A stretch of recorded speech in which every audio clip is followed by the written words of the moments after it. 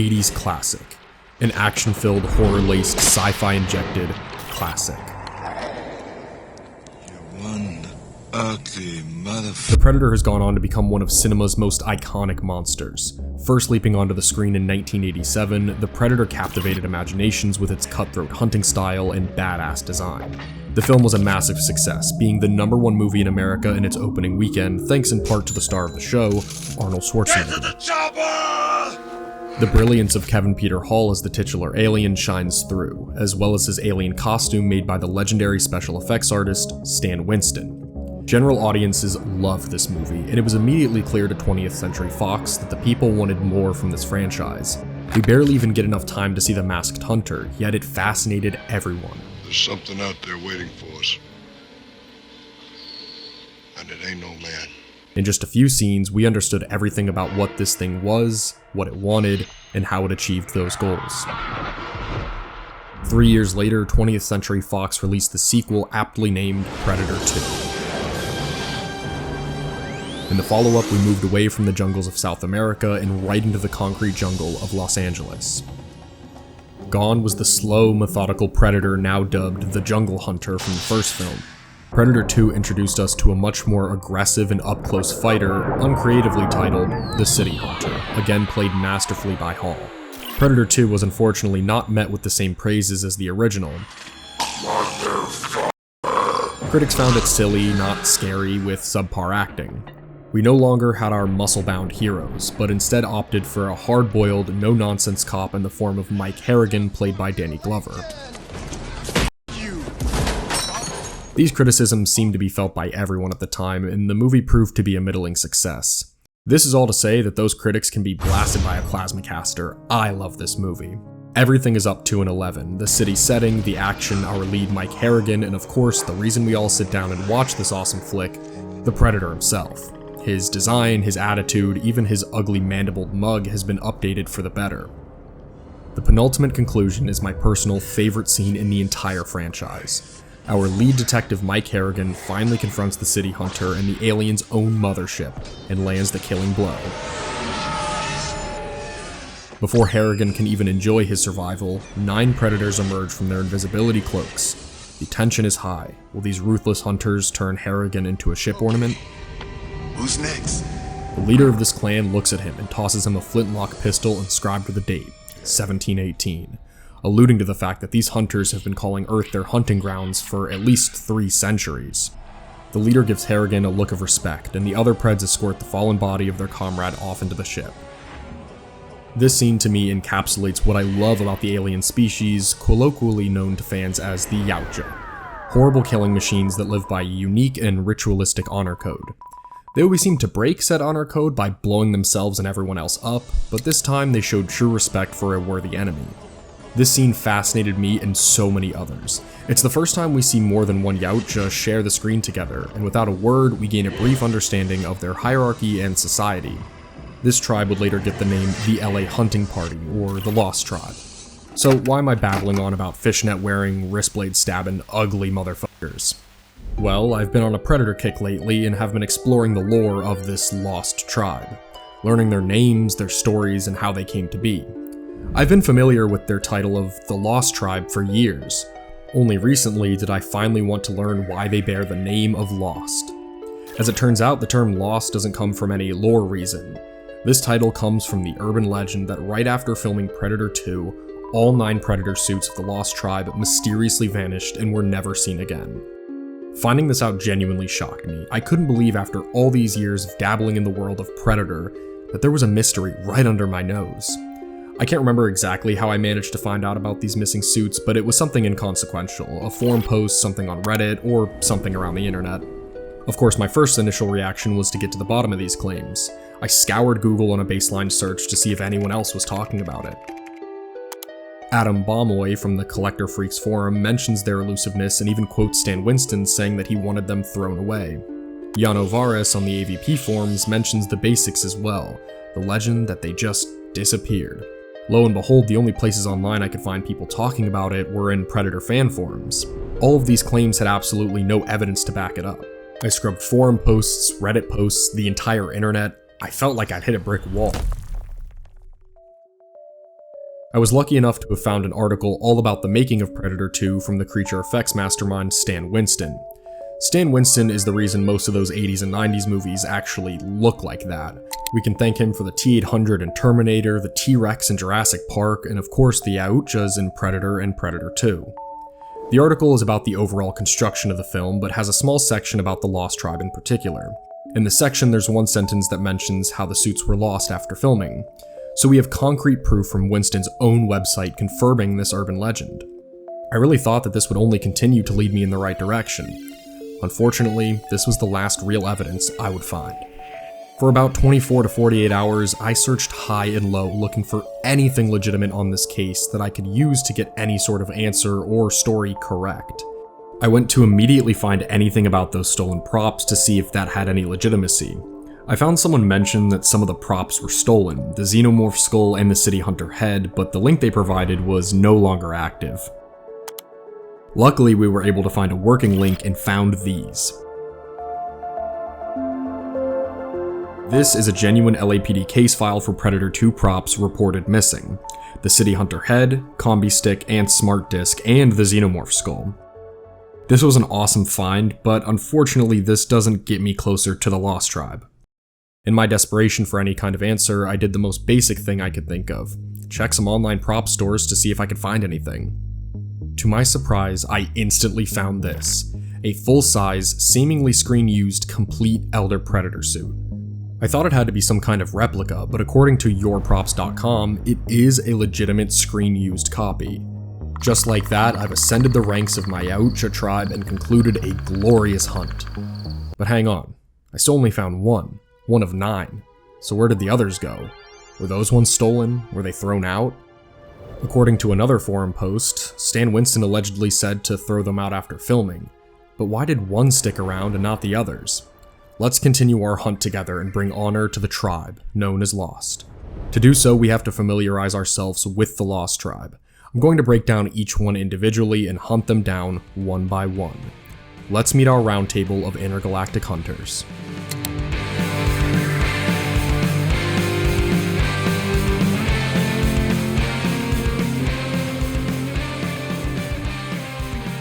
Greyback the Elder, the leader of the Lost Tribe, a Yautja possibly thousands of years old. We don't have to worry about him, we have a complete suit intact. The Elder lives on to teach new generations. Now, if you remember the film, towards the end, Danny Glover's kind of given a nod of congratulations, if you will, for a battle well fought, and this is the Elder. The dreadlocks are kind of painted to look a little bit gray or aged, and that's exactly what this particular mask was used for. Boar, the Muscle, a mercenary and violent hand-to-hand combatant. Boar is characterized as wearing a biomask that resembles a boar's snout. Boar could possibly have survived in some aspects. I was able to find his biomask in a forum post from Predian on the RPF forum board. Unfortunately, I'm going to still call Boar lost since I'm not able to find out if this is screen used. Stalker, the Patient, Boar's younger brother, the brains of their mercenary operation, sometimes cutely referred to as Baby Boar. You can spot Stalker in the crowd by his biomask that looks like Boar's with a bronze look instead of gunmetal, and without the snout-like details. Now, Stalker is an interesting one. He shares a striking resemblance to his brother and shares many similar weapons to the Lost Tribe. Despite that, I was able to track down Baby Boar's head and hands. The prop was on display in the Planet Hollywood restaurant in Caesar's Palace in Las Vegas. It's always the younger sibling that gets more love, and Stalker proves that wholeheartedly. Borg, the Lost, also known as the Armored Predator. Borg was a highly skilled, technologically advanced fighter who ended up a criminal on the Predator home planet of Yautja Prime. Spotting Borg is easy. He's the one wearing the high-tech chest armor with the crocodile-looking green skin. Yourprops.com has a predator foot they dubbed the Lost Predator foot, so I thought I had found some trace of Borg, but upon a base inspection, there is no way this is Borg. The foot color looks fairly standard. It could be any member of the Lost Tribe that shares a similar orange and brown skin coloration like the City Hunter. Luckily, we don't need that random foot because I found Borg. All of him. Well, most of him. This picture is so cool. I'm glad one of my favorite members survived the test of time. Looking closer, I noticed that the head is not original and looks like a City Hunter head, but that body no doubt is Borg. It looks just like the images we have from behind the scenes of the film. Unfortunately, the poor Pred is missing his sweet futuristic looking chest armor, but this does seem to be a screen-used costume. I reverse image searched him and found pretty much nothing else. It's rotted enough to be screen-used, there's no way this is a modern cosplay. I was also able to find Borg's chest armor, hands, and feet from that same post made by Predian. Again, with no proof, it's hard to say what this actually is, but honestly it doesn't matter because we know Borg already has an entire suit to his name. It is possible that the suit could be a recreation, but like I said, it is pretty beat up, so I think it's safe to assume Borg is anything but lost. Warrior, the weapons master. Warrior is the second in command to Greyback the Elder. A master of all Yautja weapons and technology. A skilled and terrifying, well, warrior. Warrior can be spotted by his gray, bluish coloring. From the scene itself, you can spot him by his unique grill-looking biomask. Thank God for Predian, because in his photo dump, there's also a partial part of Warrior's head. You can tell by that bluish tone on his neck. This one is watermarked from screenuse.com, which is defunct these days, unfortunately. I tried to Wayback Machine the site and it worked, but most of the links just stopped working and I was unable to access the Predator 2 section of their archive. Predian has another picture of a blue foot, a gray foot, a green hand, and an orange hand. The blue foot is definitely Warrior's, so that's all I'll cover in this section. It's most likely authentic, but just like most of Predian's images, we have no way of knowing. Thankfully, our warrior can rest now, knowing part of him is no longer lost. Scout, the marksman, the sniper and long-range weapons expert of the Lost Tribe. Scout was always one of my least favorites due to the fact that his biomask is exactly the same as the jungle hunters from the original Predator. It's probably the same prop as well. NECA Toys took some liberties with the character, making him a pro-wildlife hunter after his upbringing on an isolated island of Yautja Prime. I've certainly grown fond of Scout recently since it's kind of cool to think that he could be a part of the jungle hunters' old tribe since they share the same biomask. Hunting Scout down is made a lot more difficult by the fact that he's literally wearing the same thing as Jungle Hunter, so any Jungle Hunter screen-used props on auction or in private collections could very well have been worn by Scout in Predator 2. Guardian, the Temple Guard, the soldier of the group. Guardian, also known as Gort in the fanbase from NECA's toy line, but I'll stick to calling him Guardian since calling this nearly 8-foot tall monster Gort is just unacceptable. Guardian served as a hunting grounds temple guardian, so he's much more used to following protocol than hunting as a singular unit. Guardian can be spotted by his unique biomask design with a techie looking mouthpiece. Another one of Predian's photos makes it into this roll call. He posted Guardian's biomask. Again, this has no results online and no watermark, so it's hard to tell if this is authentic. I personally really hope someone does have it if it is real and displays it with honor, just like my boy Gort would have wanted. Snake, the assassin, the slow and silent killer of the tribe. Snake is actually not a true member of the Lost Tribe. His true tribe is the Serpent Clan. Elders will usually employ Snake to help assist with hunts, and in this particular case, Snake tags along with the Lost Tribe since Greyback the Elder owes the Serpent Clan a great debt that will be paid in glorious trophies. Snake can be spotted pretty easily due to his serpent-like skin that runs down his head. He is also one of the most unarmored Yautjas in the group. Snake is a silent killer, but that didn't stop me from tracking him down. Luckily, I was able to find pieces of him, those being his right foot and sling pouch he wears over his chest thanks to yourprop.com. Shaman, the priest, the spiritual hunt leader of the Lost Tribe and our final Yautja. Shaman is the oldest Yautja of the tribe and leads the clans in ancient rituals to keep the Yautja traditions alive no matter where the hunt takes them. Shaman can also be referred to as hippie predator due to his long dreadlocks. He can be spotted by his unique spike-tipped staff, the aforementioned long dreads, and gray-looking skin. Luckily, it seems as if Shaman has only grown stronger in his old age, and I was able to find an incredible full-body screen-used prop from him. Unfortunately, the head attached is a replica, but a full body is more than I can say for most of Shaman's brothers. So, there you have it. The title of Lost means next to nothing. I was able to find at least one piece confirmed from 6 out of the 9 brothers of the Lost Tribe, and convincing evidence that a piece of each of them did actually survive. So this genuinely makes me wonder, where did this rumor start in the first place? Did I completely miss something? How is it possible that Predian's forum post from 2009, as well as this mega forum post from Predator Hunter in 2010, are never used to cite the fact that the Lost Tribe isn't lost at all? The first case online of someone claiming that these suits were missing was in 2008 from that post by Adam Bomloy I mentioned earlier. He cited a quote from the Predator forum losthunters.net talking about a collector's experience being obsessed with collecting and recreating the Lost Tribe suits. I wasn't able to find that original quote, but this is as far back as this goes from what I can find. This post is older than any prop pictures that I was able to find, but even so, some of these like Stalker were on public display. It would be pretty much impossible to figure out the reasoning behind this rumor and how that rumor spread so far that even Stan Winston's own website regurgitates it. I think the most likely answer is the props themselves were lost for a time being, at least some of them. It's very possible these were thrown out by the crew and dumpster divers were able to get a hold of them and sell them to collectors. The actors behind these suits, funny enough, were some of the LA Lakers. Danny Glover was a big fan, and the movie called for multiple very tall men to play the Lost Tribe. This led to some of the hardest pictures to ever grace the internet, as well as this beautiful video.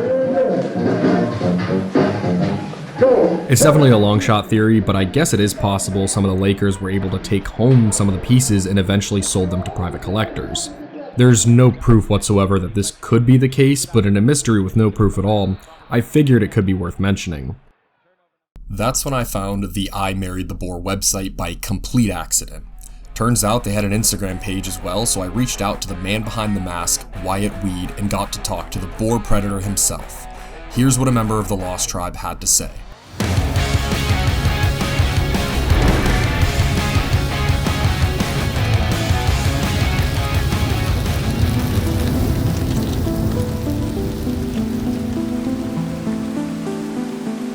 It means a lot to actually get a Yautja's point of view on this entire story. My first question, of course, is what was it like to portray the Boar Predator? It was a big thrill at the time because I was such a big fan of the first film. I was young and fit and had done suit work before, so I was ready for it. On the day of filming, it was fun and exciting for the first few hours, and then it was okay. And then toward about hours 12, 13, 14, you just wanted to get the suit off. But I was excited. I knew how big a deal it was. The thing that was a bit sad was that the film didn't really take off at the time. It was successful enough, but back in 1990, pre-internet, it just kind of came and went. No cult following, no special interest, it just ended. It was probably 15 or 20 years before Predator 2 really caught on and the cult grew online. With only a couple of minutes of screen time, the Lost Tribe and Boar specifically have now become Predator icons. What's it like to now, all these years later, to still be a mysterious and well-loved Lost Tribe background Yautja? How has its legacy affected you? I always wanted to be a filmmaker, so after years of work in Los Angeles, I got an opportunity for funding in my hometown, St. Louis. So I moved back there in 2006. Mind you, I got almost no attention for being a Predator when I was still in LA. Maybe the occasional fan working in the FX community who had heard I was in the movie, but other than that, nothing. So I made my first feature film, a vampire film, and I'm taking it to horror conventions around the country, like 2009, 2010. A friend of mine was at the show with us, and he mentioned that one of the zombies from Dawn of the Dead was at another table, getting something like $30 an autograph for being a zombie for 30 seconds in a movie 30 years ago. He said, "Dude, you were a Predator. Why aren't you signing autographs right now?"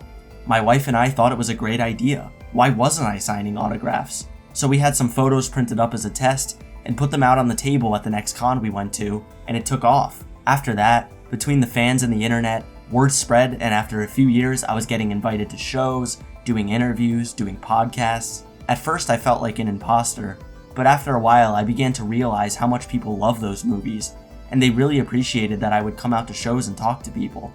The fans keep these things alive, and you have to be grateful for that. They just want to feel a connection to the things they love, and I always love talking about movies. So of course one of the main reasons I reached out was the long-standing mystery of the disappearance of the Lost Tribe suits. Do you have any recollection of where they may have ended up? There's plenty of rumors that they were ordered to be thrown out away by Stan Winston, among countless others. First, it's important to know that Brian Simpson was supposed to be the original Boar. He was a Predator stuntman on the first film, and he came back for the second film. A lot of people don't know that when the Predator wasn't on screen with a regular human, it didn't have to be Kevin Peter Hall, it could be Brian. Brian could do the more dangerous stunts or the simple insert stuff and keep Kevin safe or on working the first unit stuff. Brian and I knew each other from working on other films, and he knew I could do suit work. At some point, they needed him to break off and go work on the second unit stuff of the city hunter getting his arm looped off and sliding down the wall. So since Brian and I were the same size and he knew me and trusted me, he told them I could fill his suit. I'm pretty sure Brian filmed stuff for the end scene. I just don't know what of his is in the final film. One thing I know Brian did was the Predator dance. So maybe the first day of filming was more about rehearsal and lighting, because it feels like we shot a lot on the day I was there. As for the suits, one thing I can tell you about studios is that they start off wanting to keep everything. They think they will use it again on another film, save it for the sequel, or something. But they are reluctant to just give things away, and they don't really destroy stuff until it's been sitting around for years and years, costing them storage fees or taking up space. I personally think they would have hung on to them for a while, at least until they knew if another sequel was going to get done or not. Another issue with suits is how well they are stored. Custom foam by nature is a bit unstable, and so is latex. Even fiberglass can warp and bend over time, especially if it gets hot. They need to be stored in a cool, preferably airtight container or bag. Exposed to that polluted LA air or to the sun, and they begin to fall apart within months to weeks. So it is also possible that the suits and props may have begun to deteriorate and were no longer suitable to be on camera. I also think that with something as well known as Predator suits, anyone who might have taken them would have to keep it quiet and not show them around, as the FX community was pretty small and people would have talked. Stan Winston was the top name in the biz, you wouldn't want to get on his bad side. After a while, the attention sort of reignited my acting career. I've had big parts in a few features now, and I'm filming another in just a few weeks. You mentioned Kevin Peter Hall, and that was my next question. What was it like to work alongside the late great Kevin Hall, the LA Lakers, and Danny Glover in that final scene? Kevin Peter Hall was the sweetest guy. He was so tall and stood out, but was still just a regular guy. I only spent a day with him, but he immediately welcomed me in, talked to me, and started to mess with me and tease me, so I knew I was part of the tribe. So, I'm not a small guy. I'm 6'1", and at the time was probably about 180 to 200 pounds. With the suit on, I probably was about 6'5", yet I was still the smallest Predator there. There was one other guy who was close to my height, and then all the rest were LA Lakers, and they just went up and got taller from there. All nice, all in awe of Kevin. They basically sat around him and just listened to him tell stories. But they were not actors. On the first take I was involved in, the director, Stephen Hopkins, called action, and the Predators just kind of shuffled out into the set. I was milking it, playing it for all it was worth, but they were just kind of there. Hopkins called cut, walked onto set, and said, "Could we do it again with a bit less jive?" Now, that could have got terribly wrong, but they all seemed to understand what he meant and started laughing, and he was right. They were just sort of shambling in like LA Lakers. It's like they had no real training in how to look and act like they were these huge menacing hunters, but they got the swing of it pretty quickly. Danny was fine, but honestly, we were shooting so fast, he basically walked on set, said hello to everyone, and then we rolled. When we were done with the shot, they got Danny and us off set for a break, because the set was hot and filled with smoke. P.S. Carrying a deadweight large guy in a Predator suit while you are wearing a Predator suit is not easy. So for my final question, I'm curious how a Yautja feels about the modern age of Predator. Have you seen Prey? Are you excited for the new animated series and the film that are coming out? How do you feel how Dan Trachtenberg is treating this universe and these characters that everyone knows and loves? I also think the fans of Predator would love to hear who your favorite Yautja is, besides Boar, of course. My feeling about modern films in general is that they have gotten too busy, too much plot, too many effects. If you can't boil the story down to a sentence or two, then your plot is too busy. I think superhero films are the most guilty of this. I personally am looking forward to what Trachtenberg will do next. He seems to like and respect the mythology while injecting a bit of new blood. His work, along with Fede Alvarez's Romulus, have given both of these franchises a new life. My favorite Yautja is and probably always will be the original Jungle Hunter. He's so well defined, such a cool character, and I think is shown the best and is the most functional. His sense of honor and fair play stands out to me. So before we finish up, I know you were still working in film and making your own independent projects. What can we look forward to seeing next, and where can my audience find your projects? Yes, I am still working in the film industry. I am based in St. Louis, which has a great indie filmmaking scene and a lot of great affordable places to shoot. I am currently working on a dark fantasy project, kind of an adult version of one of those old Ray Harryhausen Sinbad films. Currently, you can see my feature film Shadowland and 4-color Eulogy on Amazon, and our last feature, Dark at the Top of the Stairs, filmed during the COVID shutdown, will be out this summer. You can always stay up to date with me on Facebook, and we have information at piratepictures.net. I also have a YouTube page with some of my short films and fan films. This was an abridged version of the interview. If you wanted to see the full version, it is going to be up on this channel very soon, so keep your eye out for it. This was an extremely strange rabbit hole to fall down, and the entire thing left me with one question. Why archive? If these suits really were lost, what would that mean? We have the movie, we have photos. What would we really lose if these suits really were gone for good? What deserves to be saved and what doesn't? There truly isn't an answer for this, but it's something I want you guys watching to really think about. I personally believe that archiving things like this is essential. It's incredible to see props in good condition from movies decades old, and I think archiving them can really show the love and craft that went into films prior to the dawn of CGI. If I were in charge of a film like Predator 2, it's of course hard to save everything, but my personal solution would be selling the props to museums or private collectors if the studio allowed it. Why throw away something a very rich nerd would happily display, or a film museum would take pride in showing off to the younger generations? Hindsight, of course, is 2020, and a discussion like this reminds me of Renee Belloc from Raiders of the Lost Ark. It's worthless. $10 from a vendor in the street. And buried in the sand for 1,000 years, it becomes priceless. Predator 2 was, for lack of a better term, a failure. It failed to recapture that original feel in the eyes of the general public. Years later, this film has gained a cult following. Those who love its goofier tone and violent kills have flocked over to defend this early 90s classic. That final scene left people with so many questions, so much to think about, and I believe that's the reason this movie eventually became so beloved. It opened up the door for the entirety of Predator lore. It showed us our first tribe, our first true human and Yautja honor moment, and of course, showed us a xenomorph skull hinting at what was to come. Predator 2 was the benchmark for expanding the Predator mythos, and even if it's not your cup of tea, it at least gave us Prey, which is more than most movies can say they built up to. The future of Predator is looking bright. As of writing this, the Hulu animated show Killer of Killers comes out today or came out fairly recently. We just got our first trailer for Predator Badlands, and I can't think of a better time to be a Predator fan. With that, I want this comment section filled with your thoughts on the nature of archiving, and of course, who was your favorite member of the Lost Tribe? Is this your first experience getting to know these mandibled goofballs, or have you been following the glorious exploits of the most iconic Yautja tribe known to humanity? I'm so excited to see all of your takes on such a strange and fascinating mystery.